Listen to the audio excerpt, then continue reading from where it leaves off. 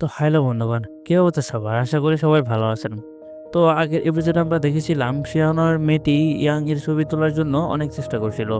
তারপরে এপিসোডটা শেষ হয়ে যায়। তো তারপরে কি হয়েছিল সেটাই আজকে জানাবো এই এপিসোডে। আমরা দেখতে পাই শিহানমের মেয়েটি মাটিতে ফ্ল্যাশলাইট চালু করে কিছু খুঁজে বের করার ভান করতে লাগলো।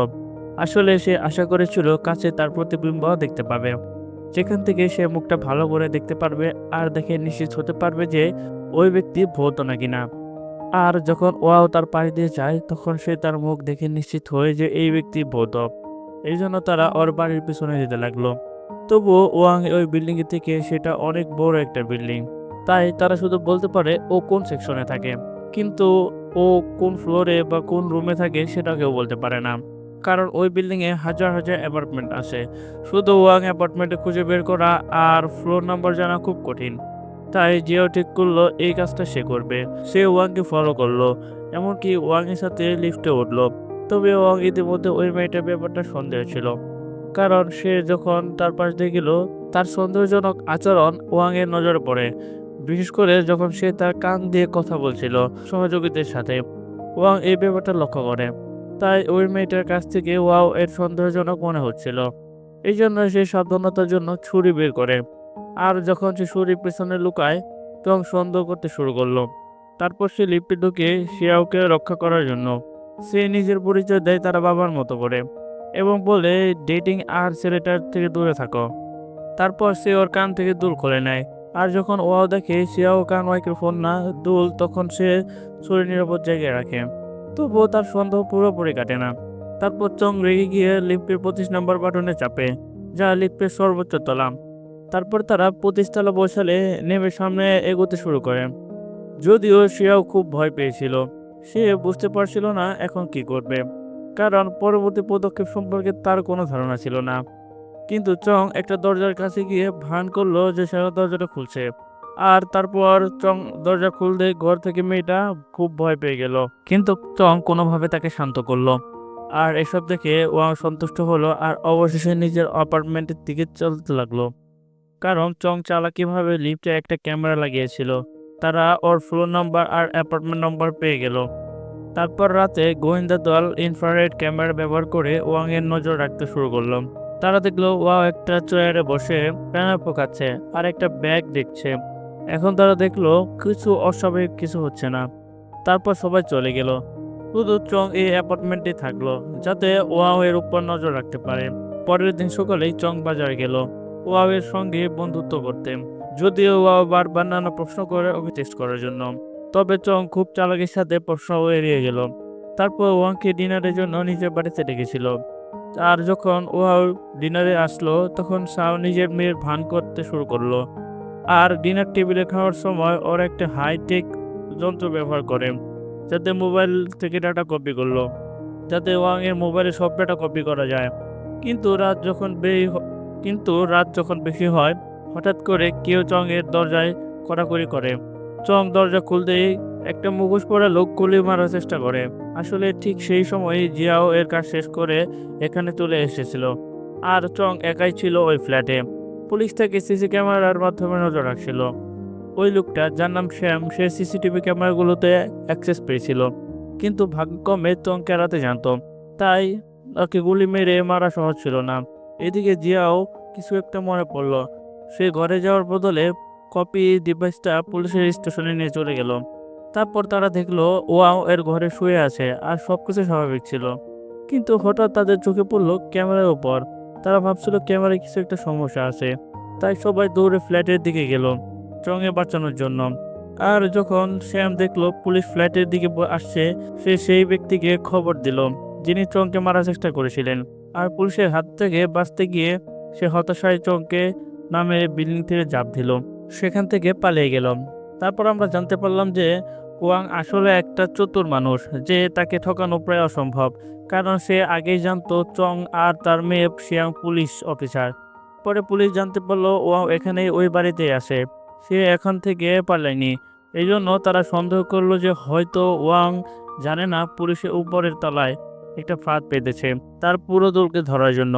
কিন্তু ওয়াং শুধু চংকে তার দলের মাধ্যমে মেরে ফেলতে চেয়েছিল আর বিশৃঙ্খলা সৃষ্টি করতে চেয়েছিল। কিন্তু এখন যেহেতু তারা এত ব্যর্থ হয়েছে, তাই তারা হয়তো নতুন কোনো ফোন দিয়ে আসবে।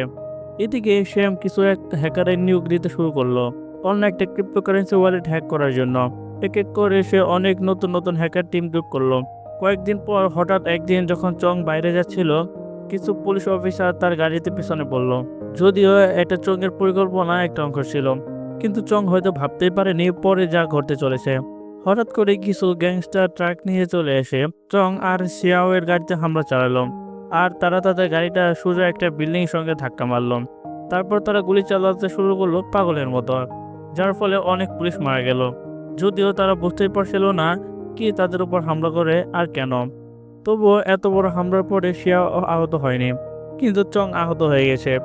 তাই সে প্রথমে তাকে জাগাতে চেষ্টা করলো, কিন্তু হামলাকারীরা বুঝলো চং এখনো বেঁচে আছে।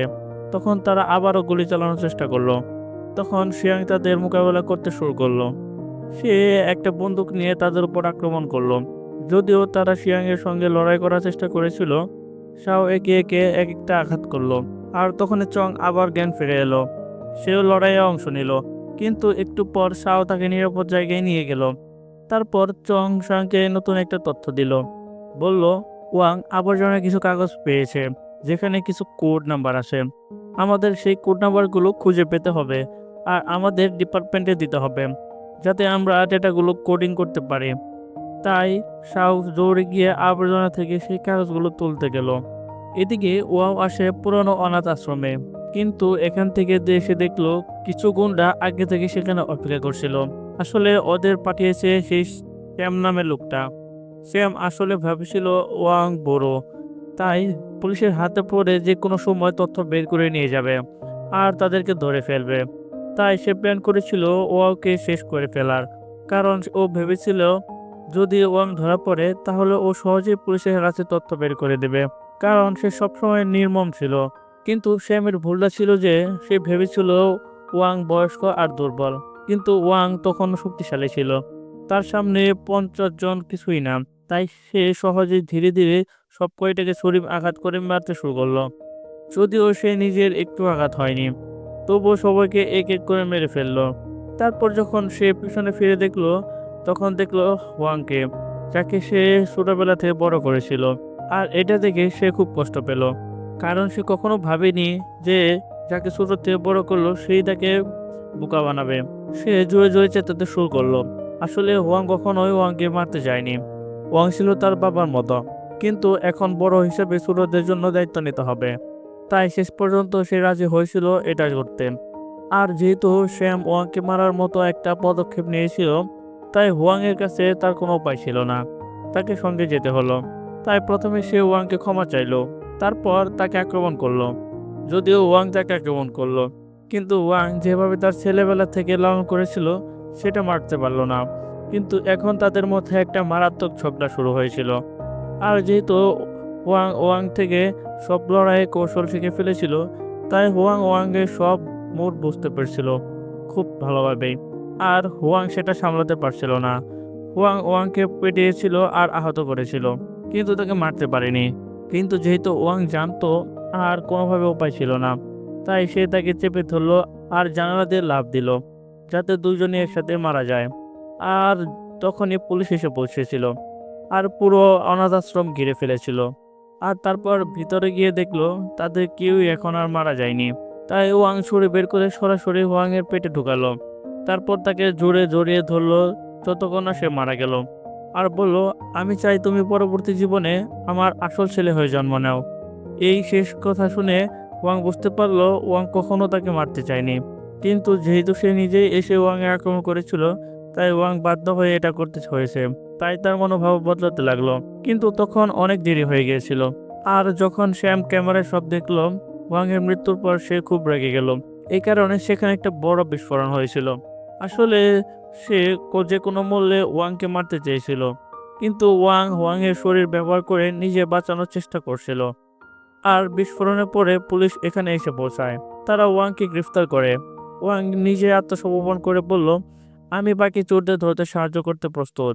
আর তারপর এই সময়ের মধ্যে পুলিশের সব গ্যাংস্টারদের ধরেছিল যারা পুলিশ স্টেশনে আক্রমণ করেছিল। আসলে তারা ভারতের সৈনিক ছিল, যাদের একমাত্র কাজ ছিল টাকা পয়সার বিনিময়ে মানুষের উপর হামলা করা। তারা আসলে পুলিশ স্টেশনে হামলা করেছিল পুলিশ স্টেশন থেকে $2 বিলিয়ন চুরি করতে। আসলে এই টাকা কিছুদিনের জন্য পুলিশ জব্দ করে এনে রেখেছিল, কিন্তু যেহেতু সেটা কঠোর নিরাপত্তা আর পাসওয়ার্ড দিয়ে রক্ষিত ছিল, তারা লকার খুলতে পারেনি আর টাকাও চুরি করতে পারেনি। কিন্তু শ্যাম আর তার লোকেরা আগেই পাসওয়ার্ড পেয়ে গিয়েছিল, তবে তারা পুলিশ স্টেশনে হামলা করতে পারেনি, সার্ভার রুমে ঢুকতে পারেনি, লকার খুলতে পারেনি আর টাকাও বের করতে পারেনি। আর এখন শ্যাম আর তার লোকেরা ব্যর্থ হওয়া বুঝতে পেরেছে ওয়াং আসলে পুলিশ থেকে পালানোর ব্যাপারে এক্সপার্ট ছিল। তাই সে অনেক দিন ধরে তাদের সঙ্গে কাজ করছিল, তাই পুলিশকে এই সব কাজ করতে পারছিল। কিন্তু সে পুলিশকে সহজে চিনত না। কিন্তু এখন ওয়াং তাদের সঙ্গে নেই, তাই এই প্ল্যানে তারা সফল হয়নি। তারপর তারা বুঝলো ওয়াং আসলে তাদের পরিচয় ফাঁস করতে চায়নি, বরং ওরা বাঁচানোর চেষ্টা করেছিল। তার পুলিশের পক্ষে স্পষ্ট বুঝতে পারলো চোরেরা চুরি করতে ব্যর্থ হয়েছে, তাই এখন তারা হয়তো হোটেলে যেতে পারে। এই কারণে তারা বিভিন্ন হোটেলে হানা দিল, আর শেষ পর্যন্ত তারা শ্যাম আর তারা কিছু লোকজনকে ধরে ফেলল। যদিও এইবার তারা পুলিশকে আক্রমণ করার চেষ্টা করেছিল, কিন্তু পুলিশ এবার ভালোভাবে প্রস্তুতি ছিল, তাই তারা সহজেই তাদের ধাক্কা দিয়ে আটকে গাড়িতে তুলে নিয়ে গেল। কিন্তু যখন ওয়াং আলাদা করে গাড়িতে ওঠানো হচ্ছিল, তখন ওয়াং পুলিশকে আক্রমণ করে সহজে পালিয়ে গেল। তারপর মেট্রো স্টেশনে আমরা দেখি শ্যামকে, যে পুলিশকে ফাঁকি দিয়ে শহর থেকে পালানোর প্ল্যান করছিল। আরেকজন তরুণ অফিসার তাকে ধরতে পিছন থেকে চলে আসছিল, কিন্তু কিছুক্ষণ পর ওই পুলিশ অফিসারের পাশে একটা লোক চলে এলো। আর একটু পর পুলিশ অফিসার বুঝলো ওর ছুরি আঘাত করেছে। তারপর তার পায়ের দিক থেকে রক্ত পড়া শুরু করলো। ও স্পষ্ট বুঝতে পারলো এবার মরতেই হবে। আসলে আমরা জানলাম ওটা ওয়াং করছিল। আর কিছুক্ষণ পর ওয়াং সামনাসামনি এসে বলল, একটু কিছু বলল না, সরাসরি ছুরিটা তার পেটে ঢুকিয়ে দিল, যাকে সে ছোটবেলা থেকে বড় করেছিল। আর সে ওর শেষ কাজটা সেখানেই করে ফেলে আর দ্রুত সেখান থেকে পালিয়ে যায়। যদিও এখন ওয়াং এর গোষ্ঠী সবাই মারা গেছে, কেউ কেউ পুলিশে ধরা পড়েছে, কিন্তু ওয়াং সেখান থেকে সফলভাবে পালাতে পেরেছে। তবে এখন ওয়াং একদম বড় সমস্যায় পড়ে গেল, কারণ ওর ডিজিটাল ক্রিপ্টোকারেন্সি সম্পর্কে একদমই ধারণা ছিল না, আর কিভাবে ট্রান্সফার বা উইথড্র করতে হয় তাও জানতো না। তাই সে ঠিক করলো পুরনো পদ্ধতি নেবে। সে এক ধনী ব্যবসায়ীর সাথে চুক্তি করলো, $10 মিলিয়ন বিনিময়ে ওয়াং তার সব ক্রিপ্টোকারেন্সি ওই ব্যবসায়ীকে দিতে চায়। আর যখন ওই ধনী লোকটা দেখলো যে মাত্র 10 মিলিয়ন টাকা সে হয়ে যাবে কোটি কোটি টাকার মালিক, সে ডিলটা কনফার্ম করে দিল আর পুলিশকে কিছু না জানালো না। কিন্তু চং আর শাও বুঝতে পারলো যে এই ব্যবসায়ীটা কিছু একটা করতে যাচ্ছিল, তাই তারা গিয়েছিল ওই ব্যবসায়ীর কাছে জিজ্ঞাসাবাদ করতে আর ট্রানজ্যাকশন লোকেশন ধরলো। তারপর ট্রানজ্যাকশনের দিনে যখন ওয়াও একটা রেস্টুরেন্টে অপেক্ষা করছিল, শাও সোজা চলে গেল তার সামনে বসলো আর এমন ভঙ্গিতে অভিনয় করতে লাগলো যেন ট্রানজ্যাকশন করতে এসেছে আর আগেই তাকে চেনে না। ওয়াও ভান করলো তাকে চেনে না, ওর সঙ্গে কথা বলা শুরু করলো। আর যখন সুযোগ পেল, চং ওর উপর হামলা করলো।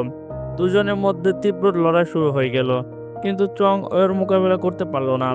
তাই ওয়াং ছুরি বের করে ওর উপর হামলা করলো। আর ঠিক যখনই চংকে মেরে ফেলবে, তখন শিয়াওয়ের মাথায় আঘাত করে চংকে বাঁচিয়ে নিল। যদিও ওয়াং শিয়াংকে মারার চেষ্টা করেছিল, কিন্তু ও ভয় পেয়েছিল আরো পুলিশ এখানে আসবে, তাই ও পালানোর চেষ্টা করলো, কিন্তু পালানোর কোনোভাবে রাস্তা ছিল না। তাই শিয়াও বাকি গ্যাং ও সদস্যদের ডাকলো, আর সে তাকে রাস্তার মাঝখানে ফাঁদে ফেলে দিল। এরপর চং এসে বলল, আমি পুলিশ অফিসার, তোমাকে গ্রেফতার করেছি। এরপর তাকে জেলে নিয়ে গেল। কিন্তু ওখানে গল্পটা শেষ নয়। আমরা জানতে পারি ওয়াং 2 জন নয়, বরং 3 জনকে পেলে বড় করেছিল ছোটবেলা থেকে।